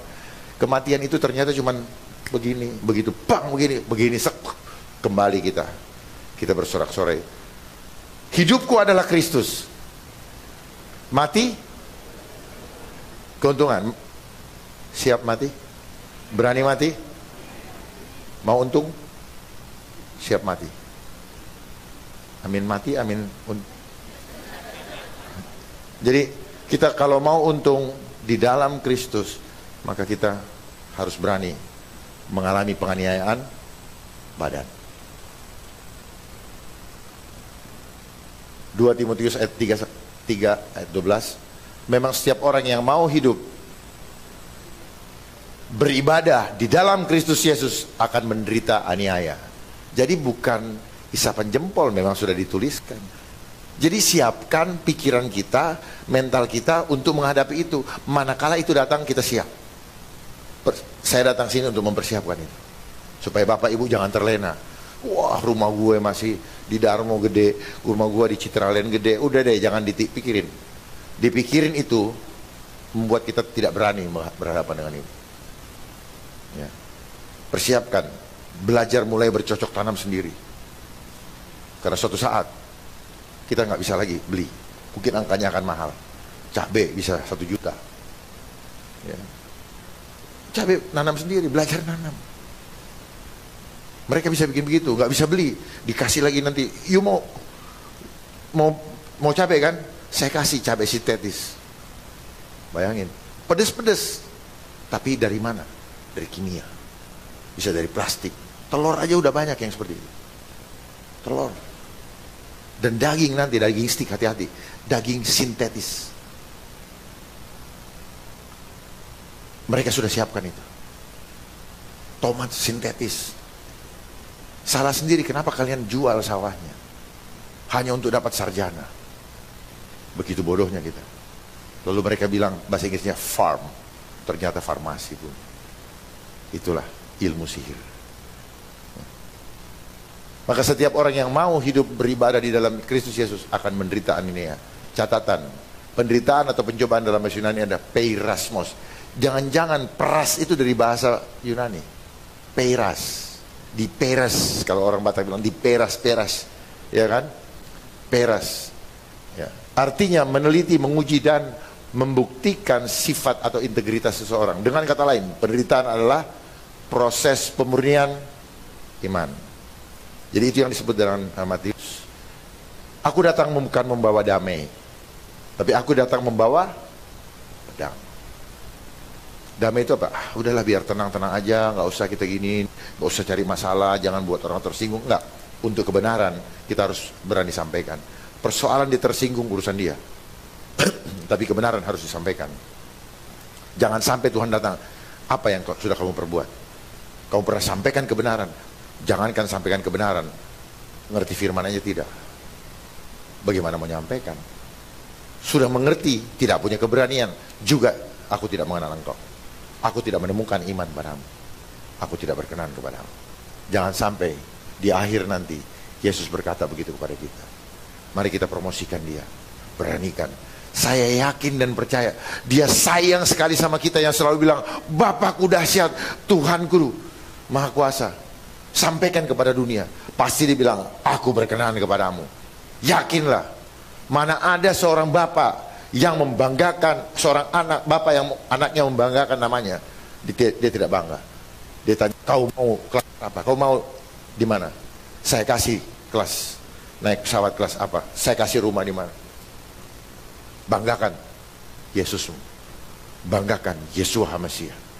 Pasti dia akan berkenan kepadamu. Di antara kita tidak akan ada orang yang benar-benar kudus. Kita bukan orang benar.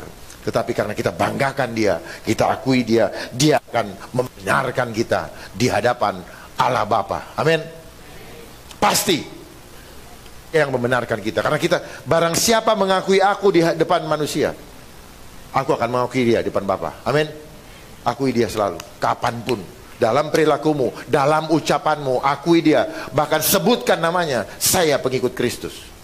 Jangan malu-malu. Ada orang bilang begini-begini, oke nggak apa-apa kau ambil hartaku, tapi jangan pernah ambil imanku dari dia. Upahmu besar di surga, rumahmu tersedia dan tercatat dari saat ini. Amin. Sedikit lagi, penderitaan seperti apa yang dialami oleh semua orang di dunia ini? Oh ya, tadi sudah. Apakah kita harus takut dan gentar menghadapi penderitaan tersebut? Jawabannya pasti tidak. Roma 8 ayat 28. Kita tahu sekarang bahwa Allah turut bekerja dalam segala sesuatu untuk mendatangkan kebaikan. Jadi proses pemurnian itu perlu kita alami. Supaya apa? Kita, bagi mereka yang mengasihi dia, yaitu untuk mendatangkan kebaikan bagi mereka yang mengasihi dia, kita mengasihi Yesus. Yaitu bagi mereka yang terpanggil sesuai dengan rencana Allah. Kita semua ada dalam rencana Allah. Jadi semua proses yang kita alami itu untuk memurnikan iman kita supaya kita berkenan kepadanya. Jadi nikmati, enjoy the moment. Nikmati setiap momen yang ada bersama Kristus. Maka kita akan merasa damai. The presence of God, pertemuan kita dengan Kristus, itu akan membuat tidak ada ketakutan. Nggak bisa diomongin. Bapak Ibu harus merasakan langsung. Ketika itu ada, seperti saya sedang berbicara firman Tuhan, tak ada satupun ketakutan di sini. Begitu Tuhan memberikan rasa perlindungan yang sempurna. Dan kalau Bapak bisa melihat di sini ada beberapa malaikat. Ada malaikat Michael. Saya akan selalu sebutkan, because wherever I go, he's always protect me. Ada di sini. Dan itu harus dilihat dengan mata rohani. Kenapa saya bisa bicara berapi-api? Because they protect me, saya tahu, jadi saya nggak takut. Coba kalau saya sendiri, I'm afraid. Amin. Lihat dengan mata rohani. Jadi jangan malu untuk mengakui Kristus di dalam setiap langkah hidupmu. Akuilah dia dalam setiap langkah hidupmu. Maka dia yang akan meluruskan jalanmu. Bagaimana kita mau diakui di depan Allah Bapa? Kita nggak mau ngakuin dia kok. Akuilah aku, dia bilang, dalam setiap lakumu. Itu, apapun, termasuk memperlakukan tubuh kita, kita harus akui dia. Karena tubuh kita bukan punya kita. Kita tanya sama dia. Itu yang tadi pagi saya sampaikan. Pahami itu. Saya tidak maksud menghakimi siapapun juga. Kita semua korban yang disesatkan. Tetapi karena saya dibukakan hal-hal yang demikian oleh Tuhan, saya sampaikan supaya jangan kita terlanjur semakin dalam, semakin jauh dan tidak bisa kembali ke atas. Amin. Kita akan ditarik pelan. Dia belum berhasil, belum. Kita harus melawan. Firman Tuhan bilang melawan. Lawanlah dia. Kalau kita ikutin selesai. Jangan biarkan dia terus menghancurkan kita. Catatan, mendatangkan kebaikan ini adalah pemurnian iman. Jadi tujuannya adalah pemurnian iman. Jadi seperti apakah sikap kita sebagai anak-anak terang? Terakhir, Efesus 6 ayat 10 sampai 12. Mari kita sama-sama baca. Akhirnya hendaklah kamu kuat di dalam Tuhan, di dalam kekuatan kuasanya. Kenakanlah seluruh perlengkapan senjata Allah supaya kamu dapat bertahan melawan tipu muslihat iblis.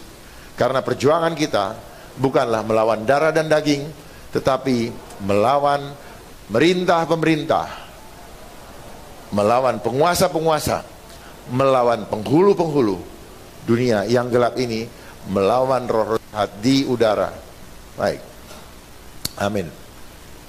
Akhirnya hendaklah kamu kuat di dalam Tuhan, di dalam kekuatan kuasanya. Bagaimana kita bisa kuat kalau kita tidak tahu bahwa kita adalah diciptakan serupa dengan gambar Allah, yang punya kekuatan Allah. Kita berkuasa atas bumi dan segala isinya. Kenakanlah seluruh perlengkapan senjata Allah seperti orang mau berperang. Kenakan semua apa yang kekuatan sudah Tuhan. Jangan kita kurang-kurangin. Jangan kita korupsi. Kebenaran, apa itu perlengkapan senjata Allah? Firman-Nya. Supaya kamu dapat bertahan melawan tipu muslihat iblis. Kalau kita tidak tahu kebenaran, pasti kita akan ketipu. Karena sekarang ini kebenaran yang harusnya disampaikan oleh orang-orang yang dipercaya, kita percaya, malah dia dipakai iblis untuk menyesatkan kita. Kemudian karena perjuangan kita bukanlah melawan darah dan daging, bukan manusia, kanan kiri kita dan sebagainya, ini bukan manusia, ini sifatnya spirit. Ya, kita hancurkan diri kita sendiri seringkali karena kita punya musuh yang mengintimidasi pikiran kita. Jadi kanan kita, kiri kita, kita harus saling kasihi. Ya. Jangan saling menghakimi. Kita tidak punya hak, hanya dia yang berhak. Tetapi kalau ditegur, terima itu sebagai belas kasihan yang disampaikan Tuhan melalui orang-orang sekitar kita. Bahkan anak kecil bisa dipakai untuk menyampaikan itu. Terima, peka dengan suara hati Tuhan. Tetapi melawan pemerintah-pemerintah, ini ada kaitannya dengan Roma 13 ayat 1. Pemerintah, ini pemerintah alam roh. Ya. Alam roh yang mana? Yang bisa mengalahkan pemerintah alam roh, ya hanyalah pemerintah kerajaan surga. Jadi Roma 13 berkaitan dengan ini. Ya, dia tidak berbicara pemerintah yang pakai pangkat-pangkat ini, enggak, bukan. Firman Tuhan sekali lagi bicara roh. Jelas ya? Jangan ditipu-tipu, bicara roh. Saya tegas sampaikan bicara roh. Kami ini nggak ada apa-apanya, begitu diambil rohnya begini juga. Jadi bicara roh, ini bicara mengenai kehidupan kekal. Pemerintah melawan penguasa-penguasa. Karena ada penguasa-penguasa di udara. Ada pemegang otoritas. Nah, manusia dipakai sebagai kepanjangan tangan. Dia pakai manusia-manusia yang melakukan sembahan kepada penguasa-penguasa alam roh. Dia diberikan kekayaan-kekayaan dan akhirnya dia menyakinya kita. Gitu. Melawan penghulu-penghulu dunia yang gelap ini. Melawan roh-roh jahat di udara. Setiap hari peperangan adalah peperangan roh. Kadang-kadang ada orang bilang, "Pak, di badan Bapak ada yang nempel." Ya memang ada. Ada yang nempel. Cuman dia tembus enggak. Jadi nggak usah takut. Dan kadang-kadang orang-orang yang di sekitar kita tanpa sadar, dia mengintimidasi kita lewat perkataannya. Tapi nggak usah takut. Tetap kasihi, karena mereka tidak mengerti apa yang mereka perbuat. Ya. Terus tadi saya dengar ada chat tadi siang di dalam itu yang mengatakan, kenapa Pak Dharma waktu itu ditanyain mengenai cus diam aja, bilang serahkan kepada Tuhan. Perasaan saya nggak pernah ngomong sama orang itu. Ya. Tetap saya bilang waktu pas saya di Manado, ditanyakan, apakah boleh? Saya cuma jawab pakai firman. Tidakkah kamu tahu bahwa tubuhmu adalah bait roh Allah? Enggak, bait roh kudus saya bilang. Karena roh yang berasal dari Allah dan diam di dalam kamu. Jadi tubuhmu bukan milikmu sendiri. Sebenarnya dia pakai tanda tanya. Sebenarnya apa? Bukan milikmu lagi. Karena kamu sudah ditebus dengan harga yang lunas. Artinya apa? Ketika saya tinggal di sini, Pak, di rumah Bapak, saya nggak boleh atur rumah renovasi seenaknya. Saya harus tanya sama Bapak. Sama juga dengan Allah. Dan saya yakin, karena bait dia kudus, maka dia pasti tidak izinkan. Karena bait Allah itu adalah kamu. Itu firman Tuhan. Makanya tegas saya katakan, bukan kata saya, firman Tuhan. Ya, di akhir zaman ini penyesatan demi penyesatan terjadi.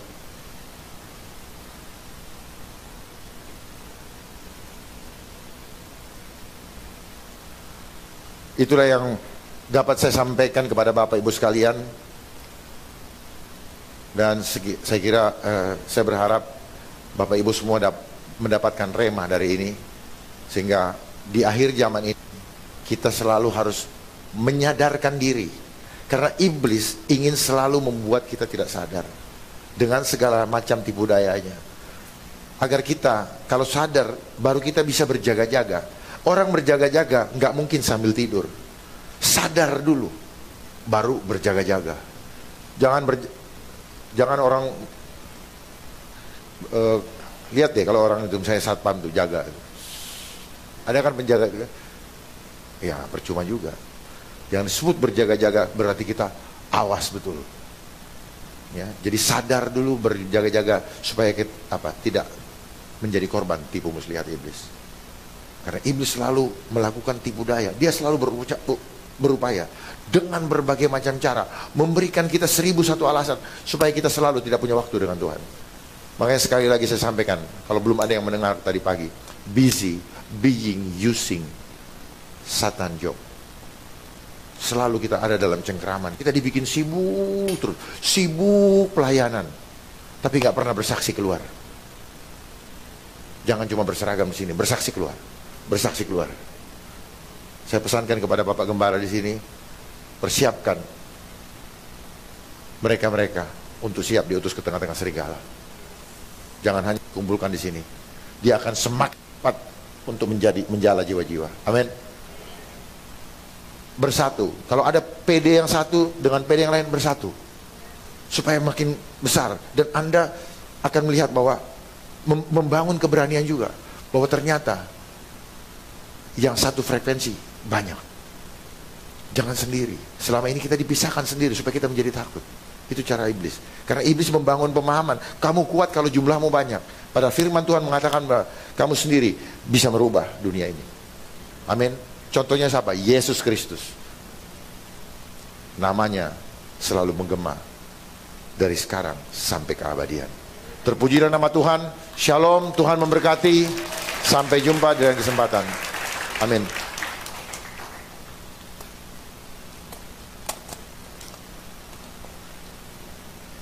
Iya. Nyanyi yuk. Singer nyanyi. Saya agak kagok. Ayo.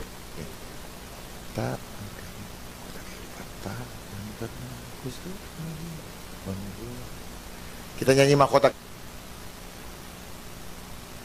Kan pernah ku sesali mengiring Yesus sepanjang hidupku. Ini saya persembahkan lagu para hamba-hamba Tuhan yang selalu bersabung nyawa.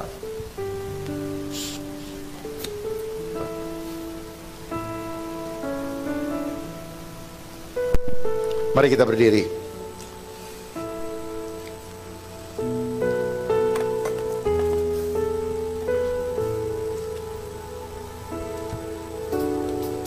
Takkan pernah ku sesali mengiring Yesus sepanjang hidupku, lewati lembah air mata. Ada Yesus, bukan iman kita itu.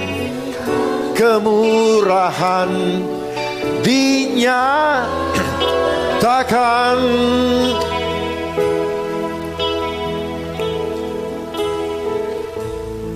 oh nggak tahu ya? Ada yang hafal nggak? Ku kan tetap melayani, mengasihimu, mengiringmu seumur hidupku. Janjimu kan tetap ku pegang teguh sampai ku dapat mahkota kehidupan.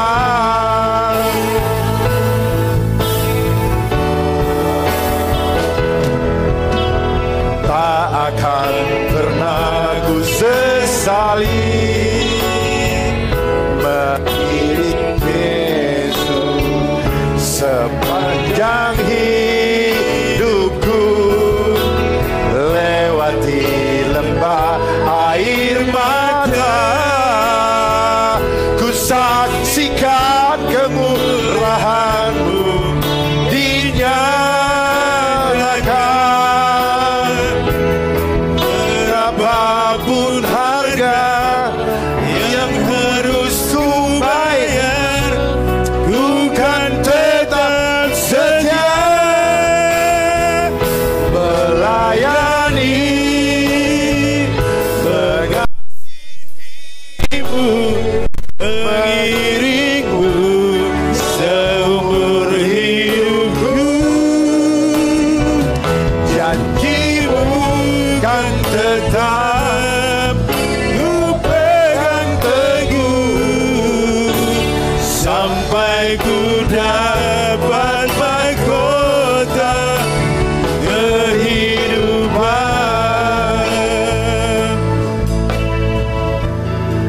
kasih. Terima kasih Pak ya. Tuhan berkati. Jadi kalau kita mau mendapatkan mahkota kehidupan, kita harus siap melewati proses penganiayaan. Siapkan diri kita.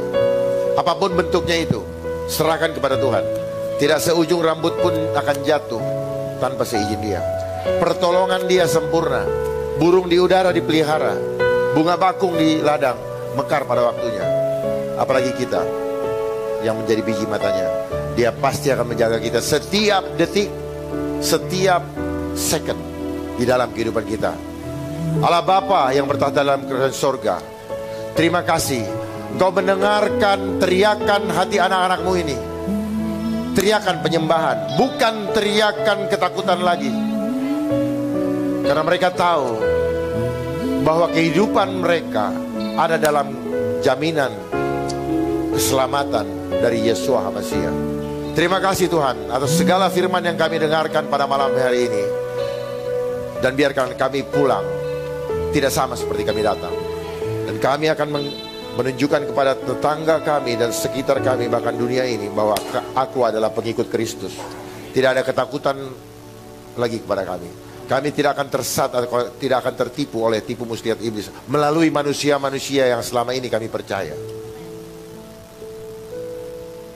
Ampuni kami Tuhan atas segala kekeliruan yang tidak kami sadari, sehingga kami berjalan tidak dalam jalan kebenaran.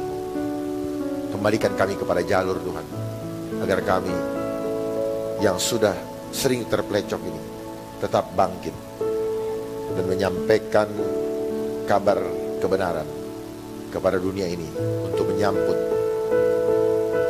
penjemputan-Mu di awan-awan. Terima kasih Tuhan Yesus. Tumpang tangan atas kehidupan kami masing-masing dan seluruh jemaat El Bethel, mulai dari sekarang sampai selama-lamanya di dalam kemuliaan-Mu. Haleluya, terpujilah nama-Mu. Amin. Terima kasih. Bapak Gembala. Bapak kok belepotan sih? Makanya nggak usah sebut-sebut pangkat. Di kerajaan surga nggak ada gunanya. Iya. Udah sebut aja prajurit Kristus. Amin. Saya jujur, saya tidak mengharapkan apa-apa. Saya tidak mengharapkan apa-apa dari siapa-siapa. Saya datang ke sini jauh-jauh. Hanya untuk apa? Karena saya tertantang, saya berhadapan dengan para hamba-hamba Tuhan. Dan Tuhan kasih tahu, sampaikan. Suka nggak suka mereka nggak apa-apa, sampaikan. Pasti mereka akan gelisah. Setelah mereka gelisah, perubahan dimulai dari kegelisahan. Mulai berani menyampaikan. Kenapa? Bapak adalah pemimpin-pemimpin yang punya pengikut. Bapak salah, tanggung jawab Bapak lebih besar daripada mereka-mereka yang Bapak bawa gembalakan. Bangun iman-iman mereka untuk menjadi gembala. Jangan biarkan mereka jadi domba selama-lamanya. Terima kasih.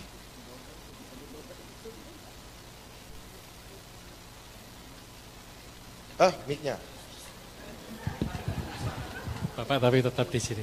Saya undang Ibu Maria untuk menyampaikan kenang-kenangan dari panitia dan kita semua yang hadir pada malam hari ini. Dan juga ucapan terima kasih juga akan diserahkan juga oleh Ibu Albertako.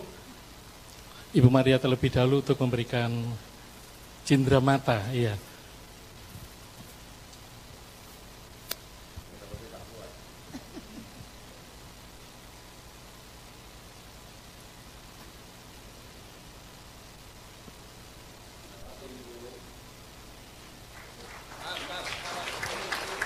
Ya, sebentar diabadikan dengan foto.